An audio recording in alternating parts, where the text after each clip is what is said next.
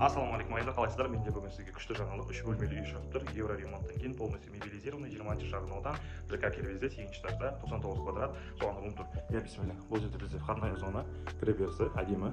Кіреберісінің жерінде санузел. Санузел әдемі. Бойлар бәрі орнатылған. Бұл жерде бізде кухня, терезесі жолға қарап тұр. Және де зал кең әдемі. Телевизор барлығы жабық болған. Енді спальная зона. Спальный. Балконы отдельный. Так, кладовкасы бар мына жерде.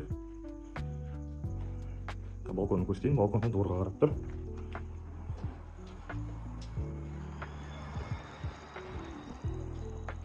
Бұл үйді наличкаға аламыз. Наличкасы бар адамдар хабарласа алады. Және екінші кладовкасы, екінші спальня. Тоже терезесі дворға қарап тұр. Қараңыз. Ал осы үй сізді қызықтырса, төмендегі нөмірге хабарласамыз, бағасын төменге көрсетіп қойдым. Сау саламат болыңыздар.